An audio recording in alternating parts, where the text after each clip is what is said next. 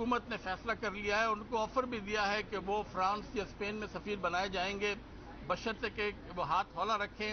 हम समझते हैं कि नैब की जानिब से अभी तक कुछ ऐसे इक़दाम किए जा रहे हैं छुप कर, जो नवाज शरीफ को ज़्यादा लचक दे सकें, उनके केस को और ज़्यादा तूल दे सकें। हम इन इक़दाम की मज़म्मत करते हैं, मगर हमें एतमाद है सुप्रीम कोर्ट के जज पर, जो नैब की प्रोसीडिंग्स की निगरानी कर रहे हैं। हम उम्मीद करते हैं कि जल्द अज जल्द, हालांकि नैब के कानून में लिखा हुआ है कि हर केस का फैसला 1 महीने में आ जाएगा, ये नैब के कानून में लिखा हुआ है कि 30 दिन के अंदर अंदर सारे केसों का फैसला होना चाहिए, मगर यहां पर उनको 6 महीने दिए गए हैं।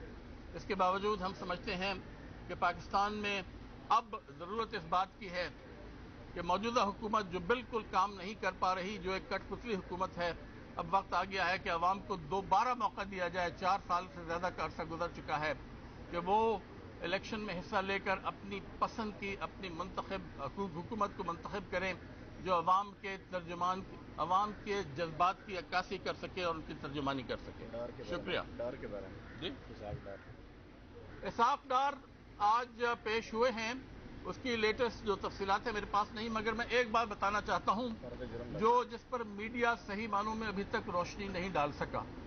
पाकिस्तान की मईशत तबाह हो चुकी है। हुकूमत रोजाना 6 अरब रुपए छाप कर कर्जे ले रही है, क्योंकि इसकी आमदनी अब बिल्कुल इस काबिल नहीं रही कि इसके अखराजात पूरे हो सकें, और उस 6 अरब रुपए में से 4.25 अरब रुपए रोजाना कर्जों के सूद में दिए जा रहे हैं। कल नवाज शरीफ साहब ने बड़े फखरी अंदाज में कहा कि जी बड़ी तरक्की हुई है 2013 से 2017 तक।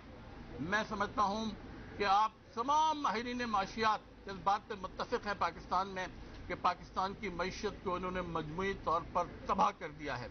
पाकिस्तान के अवाम जो पाकिस्तान से बाहर रहते हैं और हर साल $20 अरब की रकूमात पाकिस्तान भेजते हैं, उनका